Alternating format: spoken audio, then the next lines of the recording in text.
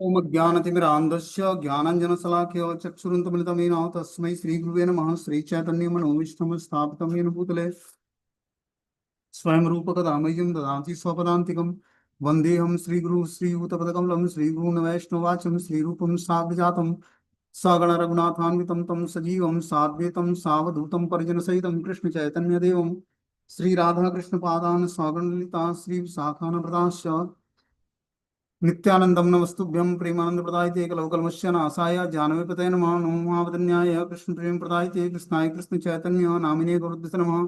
अनर्पितरिचिरात् करुणावतीर्णौ कलौ समर्पित उन्नतो जलरस सौभक्ति श्रियं हरिपुरुट सुंदर गतकदम्ब संदीपितं सदा हृदय कंदरे स्मृत्वा सच्चिनंदनम् संसार दुःख जलदो पतितस्य कामा क्रोधादीन कर्म करे कवलीकृतस्य दुर्वासना निवृत्तस्य निराश्रयस्य चैतन्य चंद्रमं देहि पदावलंबं चैतन्य चंद्रमं हृदि कुमुदं विकास्य हृदयं विधि निचि चिंतन भृंगरंगे किंचापराध तिंग्र निविडिविदुयं पादामृतं सदैव पायत दुर्गतं माम आजानुलंबित भुजो कनकावदातु संकीर्तनेक पितरो कमलायताक्षो विश्वम्भरो द्विवरो युग धर्म पालो वंदे जगत प्रिय करो करुणावतारो नमस्ते काल सत्याय जगन्नाथाय सुताय च सवृत्याय सपुत्राय सकलत्राय ते नमः। अतीर्णो साकरुण्यो परिच्छिन्नो सदिस्र श्रीकृष्ण चैतन्य नित्यानंदो द्वय भ्रातरम भजे स जयतु विशुद्ध विक्रमम् कनकाभ्यं कमलाय तीक्ष्णं वर्जाननं विलम्बितं खडूजबोधा भक्तिरसाविनर्तकं जयतु जयतु देव कृष्ण चैतन्य चंद्रो जयतु जयतु कृतितस्य नित्यापवित्रं जयतु जयतु वृत्तस्य विश्वेश्वमूर्ति जयतु जयतु नृत्यत्व स्वरूपाप्रियाणम् पंचतत्वात्मकं कृष्णं भक्तरूप स्वरूपं भक्तावतारं भक्ताख्यं नमामि भक्तिशक्तिकं। जय श्री कृष्ण चैतन्य प्रभु नित्यानंद श्री अद्वैत गदाधर श्रीवासादि श्री गौर भक्तवृंद हरे कृष्ण कृष्ण कृष्ण हरे हरे हरे राम राम राम हरे हरे। इसमें आज हम लोग को श्रीमद् चैतन्य भागवत का अष्टम अध्याय मतलब छठा अध्याय मध्य लीला और श्लोक संख्या प्यार संख्या 1 नंबर पढ़ना है। बोलते हैं जयति जयति देव कृष्ण चैतन्य चंद्रो जयति जयतु कीर्तितस्य नित्या पवित्रम जयति जयतु वृत्तस्य विश्वेश्वमूर्ति जयति जयतु वृत्तस्य सर्वप्रियाणम जय जय जगत जीवन गौरचंद्र दान देह हृदय तुम्हार पद्म द्वंद जय जय जगत मंगल विश्वम्भर जय जय यत गौरचंद्र किंकर जय श्री परमानंद पुरी जीवन जय दामोदर स्वरूपेर प्राणधन जय रूप सनातन प्रिय महाशय जय जगदीश गोपी नाथेर हृदय जय जय द्वारपाल गोविंदेर नाथ जीव प्रतिकर प्रभु शुभ दृष्टिपात हे नमते नित्यानंद समझी गौरचंद्र भक्त गणे लैया करे संकीर्तन रंग एखने सुनह अद्वैतेर आगमन मध्य खंडे ए मते हैला दर्शन। तात्पर्य क्या है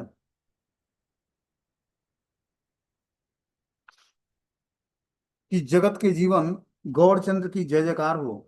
आप मेरे हृदय में अपने श्री चरण युगल प्रदान करें। जगत मंगल विश्वम्बर की जय जयकार हो। श्री परमानंद पुरी के जीवन स्वरूप प्रभु विश्वम्बर की जय जयकार हो। दामोदर स्वरूप के प्राण धन प्रभु की जय जयकार हो। रूप सनातन के प्रिय महाशय की जय जयकार हो। जगदीश गोपीनाथ के हृदय स्वरूप प्रभु की जय जयकार हो। द्वारपाल गोविंद के नाथ की जय जयकार हो। हे प्रभु जीवों के प्रति शुभ दृष्टिपात कीजिए। इस प्रकार नित्यानंद के साथ श्री गौरचंद्र भक्तों को लेकर संकीर्तन महोत्सव करने लगे। इस मध्य खंड में अब अद्वैताचार्य के आगमन का और उन्होंने जिस प्रकार से महाप्रभु के दर्शन किए इस प्रसंग को सुनो। और उसमें अद्वैताचार्य का महाप्रभु से दर्शन होता है और मिलन होता है। इसका वर्णन इस छठे अध्याय में होगा। बता रहे हैं एक दिन महाप्रभु ईश्वर आवेश रामाईर आज्ञा करी लेना पूर्ण रस चल रामाई तुम्ही अद्वैतेरा वास तार स्थाने कह गिया हमारा प्रकाश। एक दिन महाप्रभु ने ईश्वर के आवेश में पूर्ण आनंद में मग्न होकर रमाई को आदेश देते हैं कि हे रमाई तू अद्वैत के घर जाओ और उनको मेरे प्रकाश का संवाद सुनाओ। तो एक दिन महाप्रभु क्या करते हैं रमाई पंडित को आदेश देते हैं कि हे रमाई पंडित तुम क्या करो अद्वैताचार्य के घर पर जाकर मेरे प्रकाश का संवाद सुनाओ। यार लागी करीला बिस्तर आराधन यार लागी करिया छ बिस्तर क्रंदन यार लागी करीला बिस्तर उपवास से प्रभु तुम्हारा आसी हैला प्रकाश।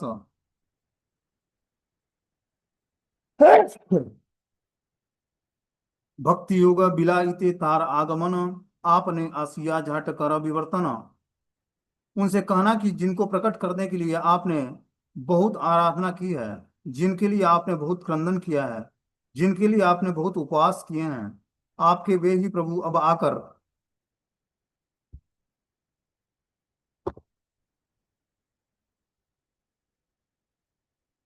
उनसे कहना कि जिनको प्रकट करने के लिए आपने बहुत आराधना की है, जिनके लिए आपने बहुत क्रंदन किया है, जिनके लिए आपने बहुत उपवास किया है, आपके वे ही प्रभु अब आकर प्रकट हो गए हैं। भक्ति योग का दान करने के लिए उनका आविर्भाव हुआ है, आप शीघ्र आकर स्वयं उपस्थित हो जाएं। तो इस प्रकार महाप्रभु चैतन्य देव ने रमाई पंडित को आदेश दिया कि आप जाकर अद्वैताचार्य को बताएं कि हमने प्रकाश लीला शुरू कर दिया। प्रकाश का संवाद जाकर, हे रमाई पंडित, तुम अद्वैताचार्य को बताओ। उनसे कहना कि जिनको प्रकट करने के लिए आपने बहुत सारी आराधना की थी, जिनके लिए आपने बहुत क्रंदन किया था, जिनके लिए आपने बहुत उपवास किए थे, आपके वे ही प्रभु अब आकर प्रकट हो गए हैं। भक्ति योग का दान करने के लिए उनका आविर्भाव हुआ है, आप शीघ्र आकर स्वयं उपस्थित हो जाइए। निर्जने कहियो नित्यानंद आगमन, एक इछु देखिला तार कहियो कथन। एकांत में नित्यानंद के आगमन का समाचार भी देना, और उनसे उनके साथ ही जो कुछ तुमने देखा है वह सब कहना। अमर पुजार सर्व उपहार लैया, झाट आशीवारे बल स स्त्री का हैया। उनको मेरी पूजा के सब उपहार लेकर स्त्री सहित शीघ्र यहाँ आने के लिए कहना। कि हे रमाई पंडित, अद्वैताचार्य को बोलना कि पूजा के सब उपहार लेकर अपनी पत्नी सहित वो शीघ्र यहाँ पर आगमन करें। श्रीवास अनुज राम आज्ञा सिरे धरी, से क्षणे चलीला अस्मर हरि हरि। आनंद बिहल पथ ना जाने रमाई, श्री चैतन्य आज्ञा लई गैला से ठाई। श्रीवास पंडित के छोटे भाई रमाई पंडित महाप्रभु की आज्ञा को सिरोधार करके उसी समय हरि हरि स्मरण करते हुए चल पड़े। रमाई आनंद में ऐसे विह्वल हो चले जा रहे थे कि उनके मार्ग का भी ध्यान नहीं रहा, फिर भी चैतन्य का आदेश लेकर वहां पहुंच ही गए। इस तरह से महाप्रभु ने श्रीवास पंडित के छोटे भाई रमाई पंडित हैं, उनको आज्ञा दिया कि आप जाकर नित्यानंद प्रभु का के आगमन का और मेरी प्रकाश लीला का लीलाओं का वर्णन जाकर आप अद्वैताचार्य से करें, और उनको शीघ्र ही यहाँ पर उपस्थित होने के लिए आज्ञा दें कि महाप्रभु ने आपको उपस्थित होने के लिए बुलाया है। इस बात को सुनकर रमाई पंडित भगवान की आज्ञा को सिरोधार करते हैं और हरि हरि का स्मरण करते हुए चल पड़ते हैं। रमाई आनंद में विह्वल होकर चले जा रहे थे, उनको मार्ग का भी ध्यान नहीं था, फिर भी चैतन्य का आदेश लेकर वहां पहुंच ही गए। बोलते हैं, आचार्य नमस्कारी रमाई पंडित, कही ते ना पारे कथा आनंद पूर्णित। रमाई पंडित ने श्री अद्वैताचार्य को नमस्कार किया, परंतु आनंद में विभोर हो जाने के कारण वे मुख से कुछ न कह सके। सर्वज्ञ अद्वैत भक्ति योगेरा प्रभावे, आई लेना प्रभु आज्ञा जानी अच्छे आगे। रमाई देखिया हंसी बले न वचन, बुझी आज्ञा हैला अमा निवारण कारण। सर्वज्ञ अद्वैत आचार्य प्रभु भक्ति योग के प्रभाव से पहले ही जान गए थे कि मेरे लिए प्रभु का आदेश आया है।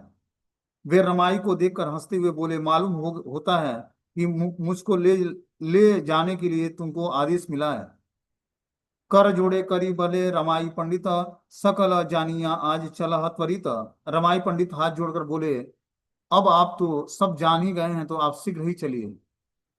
आनंद बिहल हैया आचार्य गोसाई, हेर नाही जाने देह आछे कौन ठाई। तब तो गोसाई अद्वैताचार्य आनंद में विह्वल हो गए, उनको ज्ञान ही नहीं रहा कि शरीर कहाँ है। बता रहे हैं कि अद्वैताचार्य प्रभु भगवत सेवा आनंद में इस प्रकार विह्वल हो गए कि उन्हें बाह्य शरीर के संबंध में उनको कोई ज्ञान का भाव हो गया कि महाप्रभु ने आदेश दिया है, बुलाया है। इस आदेश को सुनकर वो कि अब भगवत सेवा का आनंद हमें प्राप्त होने वाला है, वो विह्वल हो जाते हैं और बाह्य चेतना शून्य हो जाते हैं। के बुझिबे अद्वैतेर चरित्र गहन, जानियो नाना मत करे कथन। श्री अद्वैताचार्य के गंभीर चरित्र को कौन समझ सकता है, वे सब कुछ जानते हुए भी विचित्र विचित्र बातें करने लगे। अद्वैताचार्य की लीला इस प्रकार गूढ़ है कि सब कुछ जानते हुए भी वे अनजान की भांति अपने को प्रकाशित करते हैं। ये अद्वैताचार्य सब कुछ जानने वाले हैं, क्योंकि स्वयं ही महाविष्णु के अवतार हैं। महाविष्णु और सदाशिव का मिलित रूप जो है अद्वैताचार्य है। तो महाप्रभु चैतन्य देव के हृदय में क्या बातें स्फुरित हो रही हैं, वो अद्वैताचार्य जानते थे, और इसलिए रमाई पंडित के आने से पहले ही बता दिए थे कि रमाई आ रहा है, किस कारण से, हमें ले जाने के लिए महाप्रभु के पास। बोलते हैं अद्वैताचार्य की लीला इस प्रकार गूढ़ है कि सब कुछ जानते हुए भी वे अनजान की भांति अपने को प्रकाशित करते हैं। ये सब लीलाओं को जानते हैं महाप्रभु क्या लीला कहाँ संपन्न करने वाले हैं, फिर भी अनजान की तरह बने रहते हैं। कोथावा गोसाई आइला मानुष्य भीतरे, कौन शास्त्रे बले नदी यार अवतरे, मोर भक्ति वैराग्य अध्यात्म ज्ञान मोर, सकल जानाय श्रीनिवास भाई तोर। मनुष्य के बीच ये गोसाई अर्थात ईश्वर कहाँ से आ गए, कौन से शास्त्र में यह लिखा है कि वे नदिया में अवतरित होंगे। मेरी भक्ति मेरे वैराग्य और मेरे अध्यात्म ज्ञान के बारे में तेरे भाई श्रीनिवास को पूरी जानकारी है। तो यहाँ पर अद्वैताचार्य बोलते हैं कि कौन से शास्त्र में लिखा है कि मनुष्य के बीच में ये गोसाई अर्थात ईश्वर कहाँ से आ गए, कौन से शास्त्र में यह लिखा है कि वे नदिया में अवतरित होंगे। मेरी भक्ति मेरे वैराग्य और मेरे अध्यात्म ज्ञान के बारे में तुम्हारे भाई श्रीनिवास को पूरी जानकारी है। जगत के त्राता हरि नदिया में आकर मनुष्य के बीच में मनुष्यों की भांति अवतरित होंगे, यह बात कौन से शास्त्र में लिखी हुई है, इस बारे में, इस विषय के बारे में पूछो। बोलते हैं श्रीमद अद्वैताचार्य ने रमाई को संबोधित करते हुए कहा कि हे रमाई पंडित, तुम्हारे सबसे बड़े भाई श्रीनिवास को भक्ति वैराग्य और अध्यात्म ज्ञान के विषय में मेरी दक्षता के बारे में सब कुछ पता है। अद्वैत चरित्र रमाई भाल जाने, उत्तर ना करे किछु हासे मने मने। अद्वैत के चरित्र को रमाई खूब अच्छी तरह से जानते थे, उन्होंने कोई उत्तर नहीं दिया, केवल मन ही मन मुस्कुराते रहे। यही मत अद्वैतेर चरित्र अगाध, सुकृतिर भाल दुष्कृतिर कार्यबाध। अद्वैत का चरित्र ऐसा अगाध था कि वह सुकृतशालियों के लिए मंगलदायी और दुष्कृतियों के लिए मंगलमय कार्यों में रुकावट खड़ी कर देने वाला था। तो बता रहे हैं अद्वैताचार्य का जो चरित्र है वो बहुत ही मंगलकारी है। सुकृतशाली जो जिसके पास स्वीकृति है वो उनके लिए वो मंगलकारी है उनका चरित्र, और दुष्कृतियों के लिए भी मंगलमय कार्यों में रुकावट खड़ी कर देने वाला है। साधारण मानव अद्वैताचार्य प्रभु के गूढ़ चरित्र के मर्म को नहीं समझ सकते हैं। बहुत भाग्यशाली जीव ही अद्वैत प्रभु के उद्देश्य को समझने में समर्थ होकर उससे लाभ उठाते हैं, जबकि असत कर्म करने वाले मंद भाग्य व्यक्ति उनके चरित्र को न समझकर उनके प्रतिकूल आचरण करके अपने अमंगल का ही साधन किया करते हैं। तो बता रहे हैं कि जो है, जो अद्वैताचार्य का गुण है, गूढ़ चरित्र है, उसके मर्म को बहुत ही कम व्यक्ति समझ पाएगा। जो भाग्यशाली जीव है वही उनके उद्देश्य को समझने में समर्थ हो पाएगा और उसका लाभ उठा पाएगा, जबकि असत कर्म करने वाला मंदभागी व्यक्ति उनके चरित्र को न समझकर उनके प्रतिकूल आचरण करके अपने अमंगल का ही साधन किया करेगा। कि जो व्यक्ति अद्वैताचार्य के इस गूढ़ चरित्र को नहीं समझ पाएगा और मंदभाग्य होगा, वो प्रतिकूल आचरण करके अपने अमंगल का साधन करेगा। पुनः बोले कह कह रमाई पंडित, की कारण तुम्हारा गमन आचंबित। अद्वैत प्रभु ने फिर एक बार रमाई से पूछा कि कहिए कहिए रमाई पंडित, किस कारण अचानक तुम्हारा यहाँ आना हुआ है।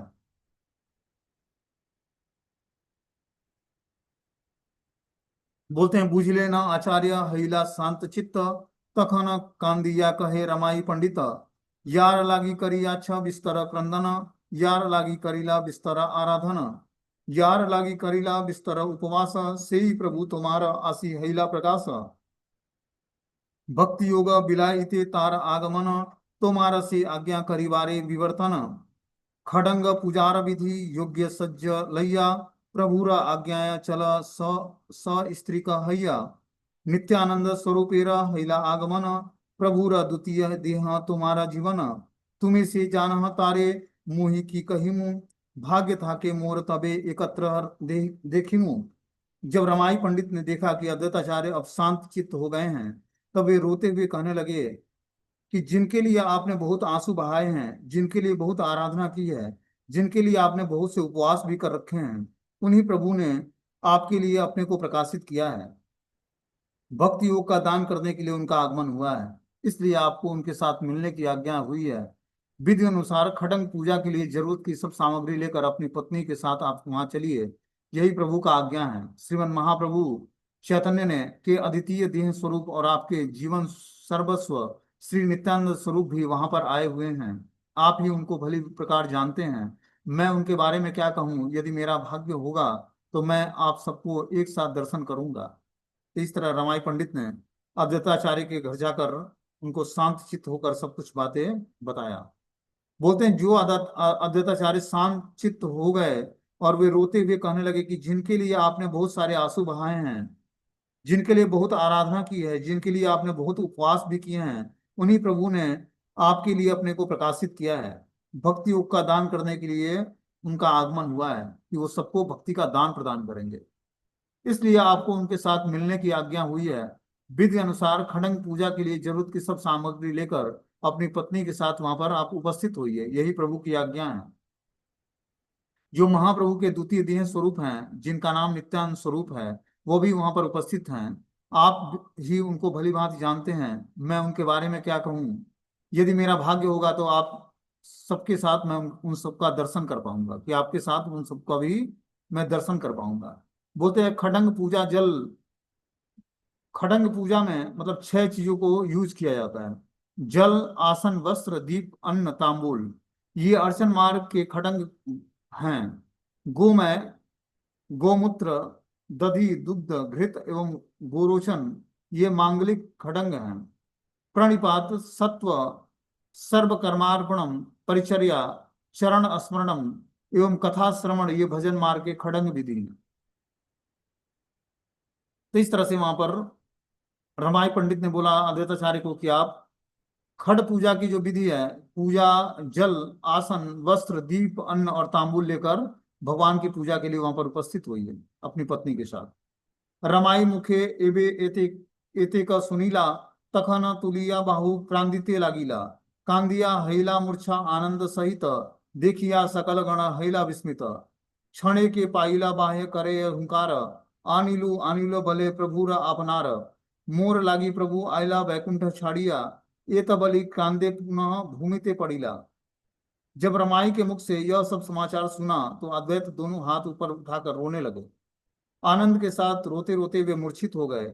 यह देखकर सभी विस्मित हो गए। थोड़ी ही देर में वह बाह्य ज्ञान प्राप्त होने पर ले आया, मैं अपने प्रभु को ले आया, यह कहकर वे हुंकार करने लगे। मेरे लिए प्रभु बैकुंठ छोड़कर आ गए, ऐसा कहते हुए वे फिर से भूमि पर गिरकर रोने लगे। बता रहे हैं कि जब रमाई के मुख से यह सब समाचार सुना तो अद्वैत दोनों हाथ ऊपर उठाकर रोने लगे। उनको लगा कि महाप्रभु ने हमें कैसे बुला दिया, मुझ जैसे तुच्छ को महाप्रभु ने बुलाया कैसे, याद कैसे आ गया उनको। इस कारण से हाथ खड़ा करके रोने लगते हैं महाप्रभु के लिए। बोलते हैं, आनंद के साथ रोते रोते वे मूर्छित हो गए। यह देखकर सभी विस्मित हो गए कि थोड़ी ही देर में बाह्य ज्ञान प्राप्त होने पर ले आओ, मैं अपने प्रभु को ले आया, यह कहकर वे हुंकार करने लगे।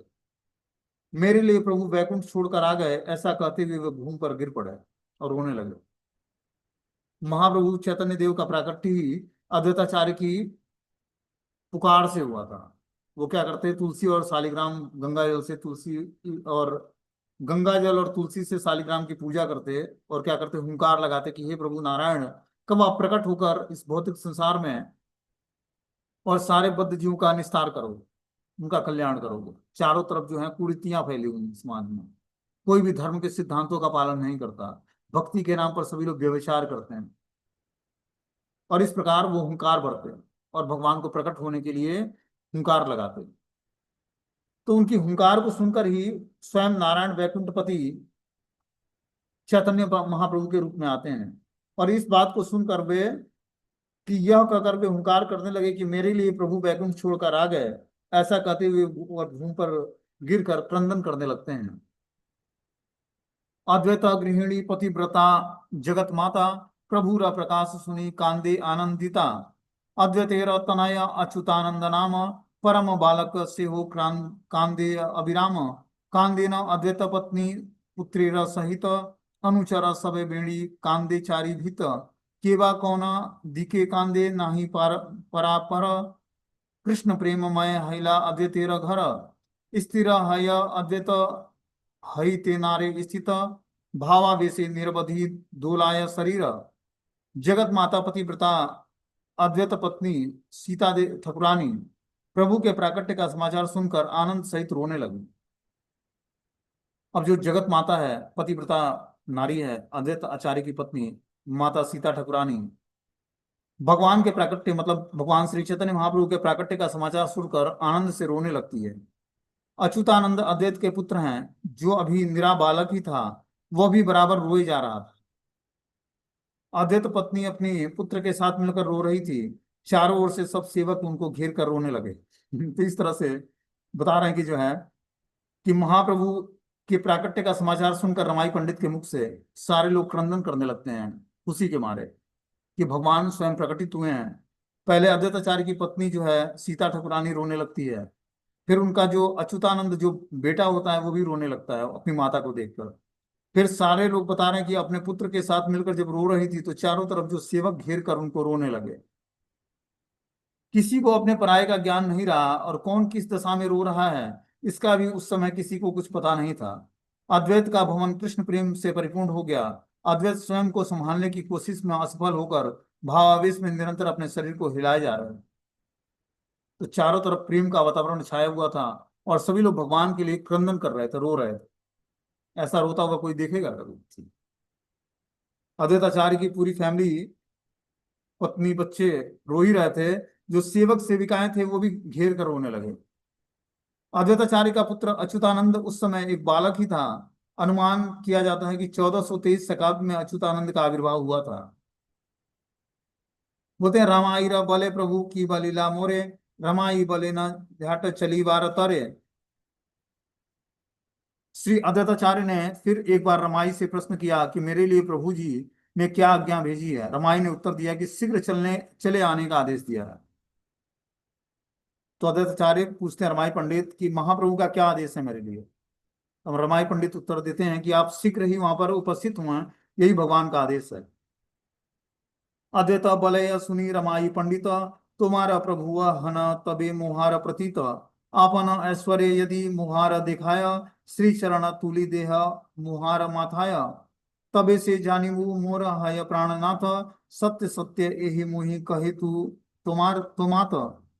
अद्वैत आचार्य ने कहा कि सुनो रमाई पंडित, यदि वे मेरे प्रभु हैं तो मुझे तभी विश्वास होगा जब वे अपना ऐश्वर्य मुझे दिखाएं और अपने श्री चरणों को उठाकर मेरे मस्तक पर रख दें। यह बात मैं तुमसे एकदम सत्य कह रहा हूं कि मैं तभी यह समझूंगा कि वे मेरे प्राणनाथ हैं।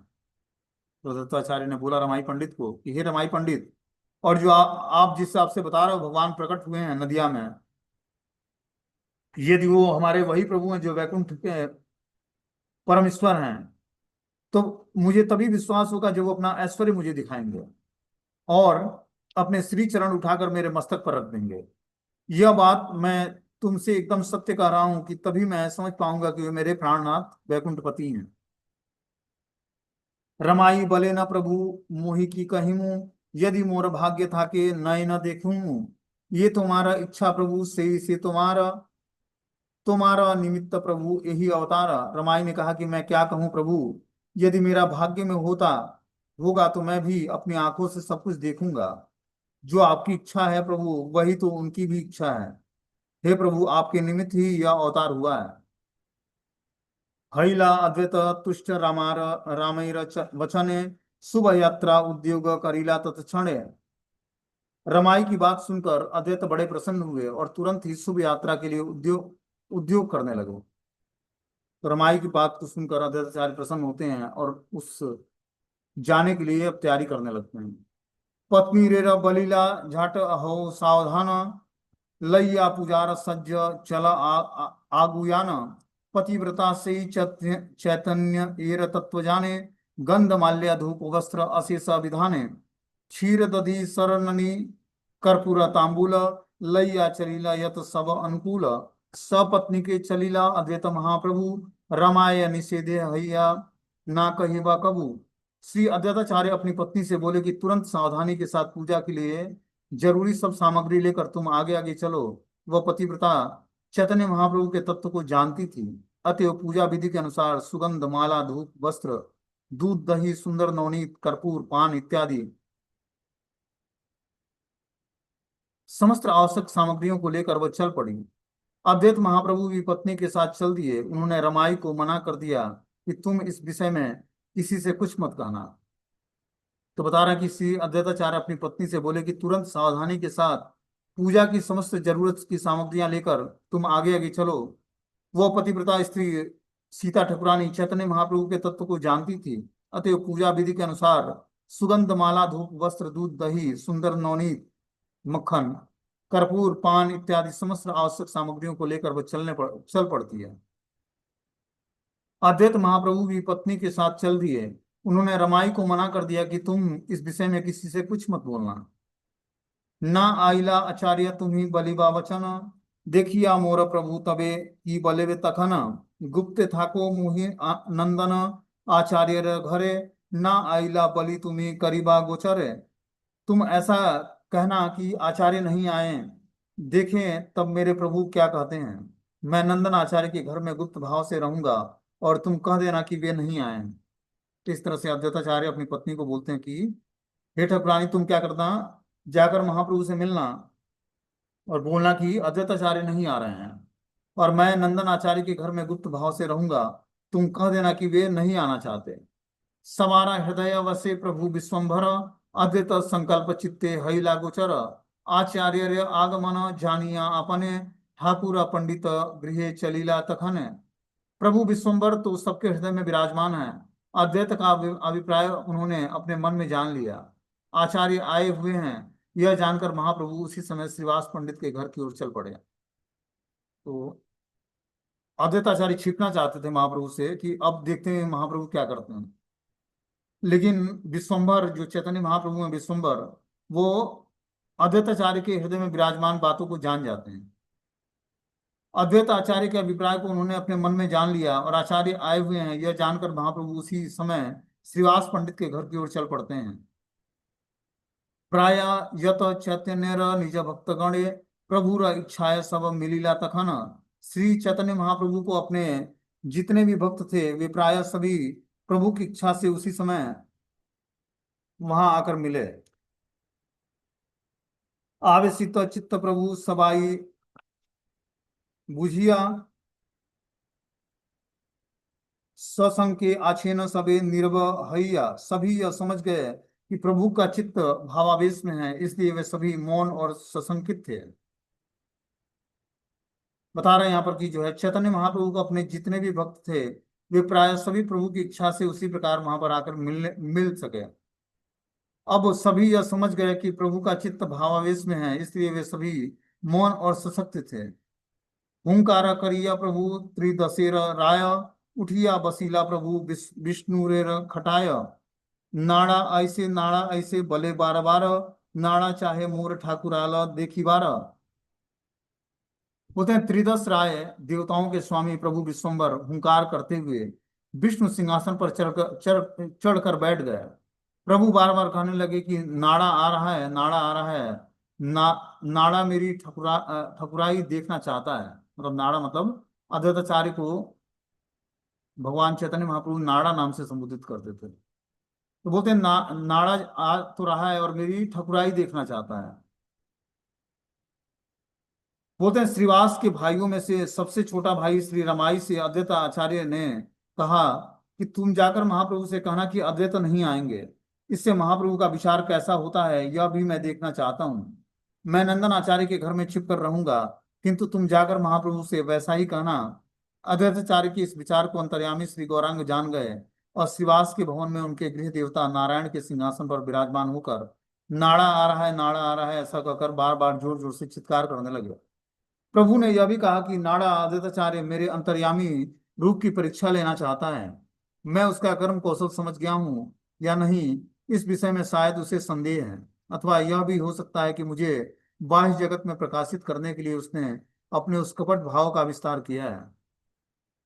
तो इस तरह से अद्वैताचार्य के हृदय की बात जो है महाप्रभु जान जाते हैं और क्या करते हैं, अद्वैताचार्य के अंतर्यामी इच्छाओं को जानकर वे श्रीवास पंडित के घर जाते हैं। बोलते हैं नित्यानंद जाने सबे प्रभुर इंगित बुझिया मस्तक के छत्र धरिला त्वरित। गदाधर बुझी देय कर्पूर तांबूल सर्वजने करे सेवा इन अनुकूल। के हो पड़े स्तुति के हो कौन सेवा करे ये न इस समय आसी रमाई गोचर। प्रभु के हर संकेत को नित्यानंद प्रभु जानते थे। प्रभु का इंगित करना समझकर उन्होंने तुरंत महाप्रभु के मस्तक के ऊपर छत्र धारण किया। गदाधर ने भी संकेत को समझते हुए कर्पूर युक्त पान प्रदान किया उपस्थित सभी जन उस समय जिस जिस सेवा की आवश्यकता थी उसे पूरा करने लगे। कुछ स्तुति पाठ करने लगे, कुछ किसी अन्य सेवा में मग्न हो गए। उसी समय वहां पर रमाई पंडित दृष्टिगोचर हुए। तो बता रहे हैं कि प्रभु के हर संकेत को नित्यानंद प्रभु जानते थे। प्रभु का इंगित समझकर उन्होंने तुरंत महाप्रभु के मस्तक के ऊपर छत्र धारण किया। तो महाप्रभु के हर एक इंडिकेशन को नित्यानंद प्रभु जानते हैं, क्योंकि वो कृष्ण की सेवा करने के लिए हमेशा तत्पर रहते हैं, बलराम के रूप में। और यहाँ पर नित्यानंद प्रभु श्री चैतन्य के रूप में, श्री चैतन्य भगवान के की सेवा करने के लिए हमेशा तत्पर रहते हैं। प्रभु का इंगित करना समझकर उन्होंने तुरंत महाप्रभु के मस्तक के ऊपर छत्र धारण किया। गदाधर ने भी संकेत को समझते हुए कर्पूर युक्त पान प्रदान किया। उपस्थित सभी जन उस समय जिन जिन सेवा की आवश्यकता थी उसे पूरा करने लगे। कुछ स्तुति पाठ करने लगे, कुछ किसी अन्य सेवा में मग्न हो गए। उसी समय वहां पर रमाई पंडित उपस्थित होते हैं। बोलते हैं, नाही कथित कही ते प्रभु बले रमाई मोर परीक्षित नाड़ा पठाइल तोर नाड़ा ऐसे बलि प्रभु मस्तक ढुलाय जानी आवो मोरे नाड़ा चलाय सदाय यथाई रहीला नंदन आचार्य घरे मोर परीक्षित नाड़ा पठाइल तुम्हारा। रमाई कुछ कहते उससे पहले ही प्रभु उनसे बोले कि मेरी परीक्षा करने के लिए नाड़ा ने तुमको भेजा है। नाड़ा आ रहा है, ऐसा कहकर प्रभु अपना मस्तक हिलाने लगे और कहने लगे कि जानते हुए भी नाड़ा हमेशा मेरी परीक्षा करता है। अब भी नंदन आचार्य के घर में रहकर नाड़ा ने मुझे मेरी परीक्षा के लिए भेजा है। इस प्रकार महाप्रभु जान गए कि जो अद्वैताचार्य हैं वो नंदन आचार्य के घर में छिप कर हैं। और इस बात को रमाई पंडित के सामने वो क्या करते हैं, प्रकटित करते हैं। रमाई कुछ कहते उससे पहले महाप्रभु ने उनसे बोलना शुरू किया कि मेरी परीक्षा करने के लिए ही अद्वैताचार्य ने तुम्हें भेजा है। अब ऐसा कहकर प्रभु अपना मस्तक हिलाते हुए कहने लगे कि जानते हुए भी नाड़ा हमेशा मेरी परीक्षा लेता है। अब भी नंदन आचार्य के घर में रहकर नाड़ा तुम्हें मेरी परीक्षा के लिए भेजा है। तो इस तरह से अद्वैताचार्य ने रमाई पंडित को बोला कि आप जाकर कहना कि अद्वैताचार्य आने वाले नहीं हैं। और इस प्रकार अद्वैताचार्य जाकर जो है नंदन आचार्य के घर में छिप जाते हैं। अब रमाई पंडित जब महाप्रभु के पास पहुंचते हैं तो महाप्रभु की रमाई पंडित कुछ बोलने उससे पहले महाप्रभु बोलना शुरू करते हैं कि मेरे की परीक्षा करने के लिए अद्वैताचार्य ने तुमको भेजा है। ऐसा कहकर प्रभु अपना मस्तक हिलाने लगे और कहने लगे कि जानते हुए भी नाड़ा हमेशा मेरी परीक्षा करता है, कि अभी वो नंदन आचार्य के घर में जाकर छिपा हुआ है।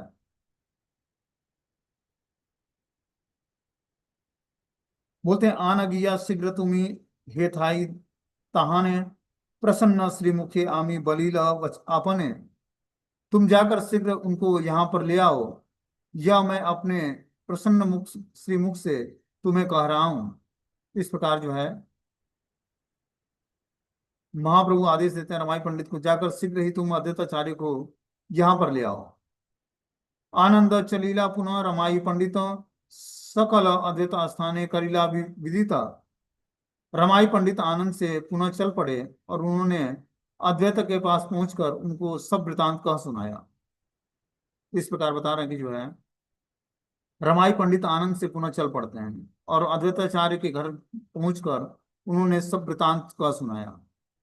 सुनिया आनंदे भाषे अद्वैत आचार्य आइला प्रभुरा स्थान सिद्ध हिला कार्य दूरे थकी दंडवत करीते करीते स स्त्री के आइसे सत्व पढ़ीते पढ़ीते पाइया निर्भय पद आइला समुख निखिला ब्रह्मांडे अपरूप वैसे देखे। सब कुछ सुनकर अद्वैताचार्य आनंद में मग्न हो गए और प्रभु के पास चले आए। इसी तरह उनका जो संकल्प था वो पूरा हुआ। दूर से ही दंडवत करते हुए और स्तुति पढ़ते हुए वे अपनी पत्नी के हाथ के साथ निर्भय पद प्राप्त करके प्रभु के सामने आ गए और अखिल ब्रह्मांड भर में विलक्षण प्रभु का अद्वितीय रूप और वेश का दर्शन करने लगे।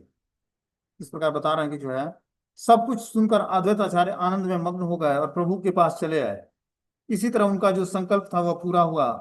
दूर से ही वो दंडवत करने करते हुए स्तुति पढ़ने लगे और अपनी पत्नी के साथ निर्भय पद प्राप्त करके प्रभु के सामने आ गए और अखिल ब्रह्मांड भर में विलक्षण प्रभु का अद्वितीय रूप और वेश का दर्शन करने लगे।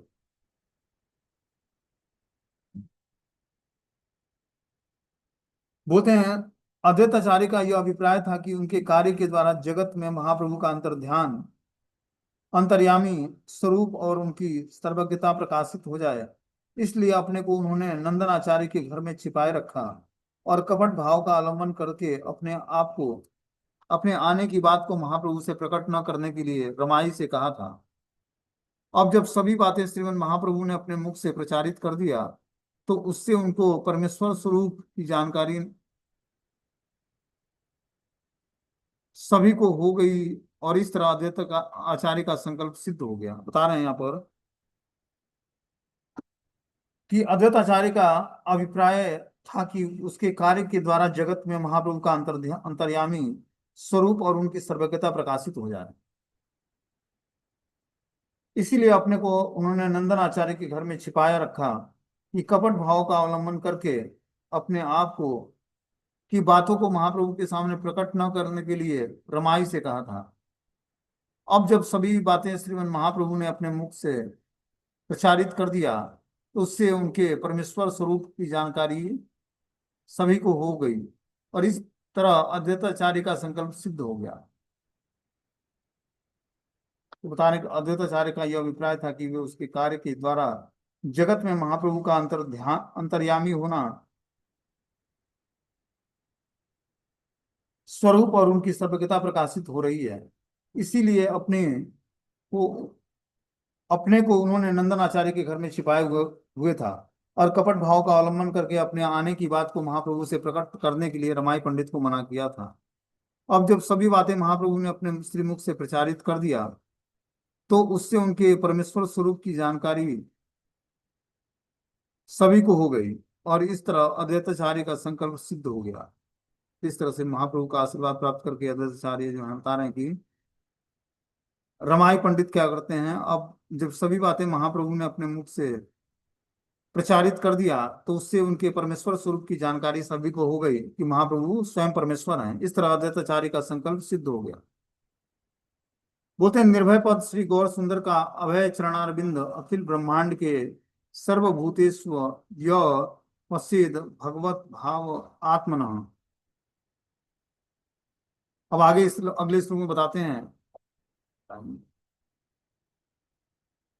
जिनिया कंदर्प कोटि लावण्य सुंदर ज्योतिर्मय कनक सुंदर कलेवर प्रसन्न वदन कोटि चंद्रेर ठाकुर अद्वैत अद्वैतेर प्रति एन सदय प्रचुर दुई बाहु दिव्य कनकेर स्तंभ जिनी तही दिव्य आवरण रत्नेर खिचनी श्रीवत्स कौस्तुभ महामणि शोभे वक्षे मगर कुंडल वैजयंती माला देख कोटि महासूर्य जिनी तेज नहीं अंत पाद पद्म रमा छत्र धरय अनंत किबा नख किबा मणि नापारे चिंतिते त्रिभंगे बजाय बासी हासीते हसीते किबा प्रभु किबा गणा किबा अलंकार ज्योतिर्मय सब बड़ा किछु नाही देखे आर देखे पड़ी अक्षय चारी पंच छय मुख महाप्रभु स्तुति करे नारद आदि सुख मकर वाहन रथ एक सर वरांगना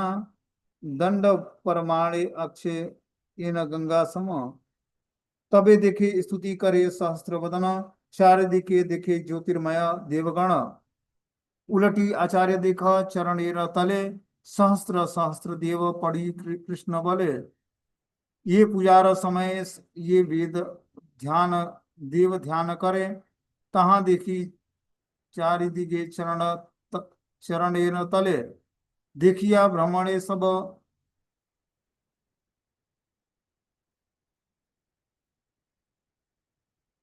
दंड पर प्रणाम छाड़ी उठिला अद्वैत अद्भुत देखी बड़ी।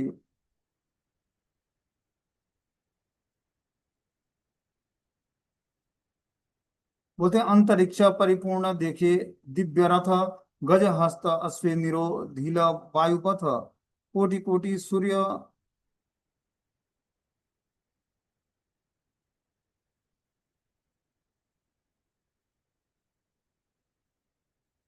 कोटि कोटि नागवधु सजला नयन कृष्ण बलि स्तुति करे देख विद्यमान क्षितीय अंतरिक्ष जाने अंतरिक्ष स्थाने नाही अवकाश देखी पड़ी अक्षय महा ऋषिगण प्रकाश महाप्रभु ठाकुराला देखी पाइला संभ्रमम पति पत्नी किच्छु बलिवार नहे क्षमा। उन्होंने देखा कि अपने सुंदर लावण्य से कोटि कंदर्पों को जीतने वाले प्रभु का ज्योतिर्मय स्वर्ण जैसा सुंदर कलेवर है। कोटि कोटि चंद्रमाओं के ठाकुर अपने आनंद बदन सहित जिस तरह से विराजमान हैं, उनके प्रति उनसे प्रतीत होता है कि वे अद्वैत आचार्य के प्रति अत्यंत प्रसन्न बदन सहित जिस तरह शारीरिक पता नहीं कि उन्होंने देखा कि अपने सुंदर लावण्य की कोटि कंदर्प को जीतने वाला प्रभु की सुंदर लावण्य की कोटि कंदर्प को जीतने वाला प्रभु का ज्योतिर्मय स्वर्ण जैसा सुंदर कलेवर था। इस प्रकार महाप्रभु का जो सुंदर स्वरूप था, पता नहीं कोटि कोटि चंद्रमाओं को मात देने वाला ठाकुर अपने प्रसन्न बदन सहित जिस तरह से विराजमान है, उससे प्रतीत होता है कि वे क्रमशः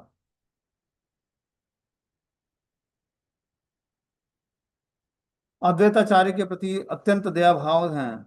दिव्य क्रंदन स्तंभों से भी अधिक मनोहर दोनों भुजाएं रत्न जटित दिव्य अलंकारों से सजी हुई, वक्षस्थल श्रीवत्स और कौस्तुभ मणि से शोभायमान था। कानों में मकराकृत कुंडल सहित गले में वैजंती माला शोभा दे रही थी। कोटि कोटि महासूर्यों के तेज से भी आगे बढ़कर उनका अंतर्हित तेज है। रमा देवी उनके चरण कमलों की सेवा कर लेती हैं और अनंत देव मस्तक के ऊपर छत्र धारण किए होते हैं। उन्होंने देखा कि त्रिभंग श्याम सुंदर त्रिभंग रूप धारण करे प्रभु हंसते हुए बंसी बजा रहे हैं। चाहे प्रभु हो या क्रंदन करते हुए अन्य सेवक गण, चाहे अलंकार ही क्यों न हो, सब कुछ ज्योतिर्मय था। आगे से बता रहे कि ज्योति के अतिरिक्त और कुछ भी दिखाई नहीं दे रहा था। वे देखते हैं कि 4 5 और 6 मुख वाले सब देव वहां पड़े हुए हैं और बड़े डर के मारे सुक नारद इत्यादि सब उनकी उनकी स्तुति कर रहे हैं। गंगा जैसी एक वरांगना जिसका मकर वाहन रथ है, वह प्रभु को दंडवत प्रणाम कर रही है। फिर वे सहस्त्र बदन को स्तुति करते हुए देखने लगे और चारों ओर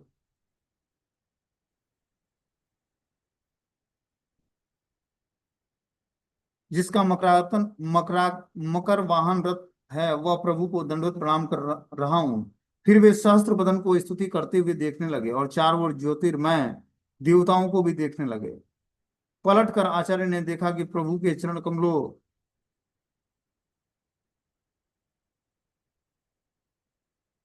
के नीचे हजारों देवता पड़े हुए हैं तथा कृष्ण कृष्ण कह रहे हैं। पूजा के समस्त जिन जिन देवताओं का भी वे ध्यान किया करते थे, वे सभी देवता उन्हें चारों ओर से महाप्रभु के चरणों के नीचे दिखाई देने लगे। बड़े ही अद्भुत उस आश्चर्य को देखकर संभ्रम सहित दंडवत प्रणाम को छोड़कर अद्वैताचार्य उठकर खड़े हो गए। तो क्या देखते हैं कि 100 फनों वाले महानागगण अपनी फन रूपी भुजाओं को ऊपर उठाकर प्रभु की स्तुति कर रहे हैं। आकाश गजों हंसों और अश्वों द्वारा चलित दिव्य रथों से भरा हुआ था और उससे वायु का मार्ग दिव्य स्तर पर था। उन्होंने यह भी देखा कि कोटि कोटि कहकर कृष्ण कृष्ण कहकर संबोधित कर रहे हैं। वायु का मार्ग रुकने वाला नहीं है। बता रहे कि जो है आकाश हंसों गजों और अश्वों द्वारा चालित दिव्य रथों से सुशोभित था। उन्होंने यह भी देखा कि कोटि कोटि नाग पत्नियां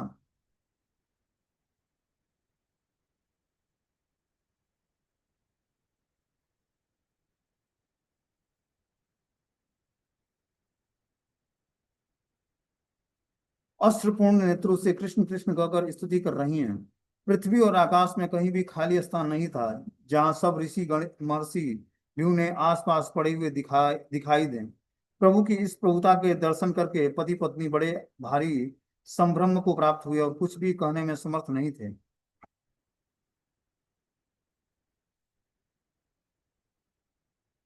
उस दिन श्री गौर सुंदर की दोनों भुजाओं में स्वर्ण स्तंभ की शोभा को जीत लिया था। उस दोनों भुजाओं में दिव्य अलंकारों का समूह स्वर्ण स्तंभ में जटिल मणियों की भांति शोभा दे रहा था। इस प्रकार जो है बता रहे हैं श्री गौर सुंदर का जो सुंदर स्वरूप है, वो स्वर्ण स्तंभ जैसे सुंदर है। उनकी भुजाएं स्वर्ण स्तंभ की शोभा को जीत रही थी। उन दोनों भुजाओं में दिव्य अलंकार का समूह स्वर्ण स्तंभ में जटिल मणियों की भांति शोभा दे रहा था। महाप्रभु का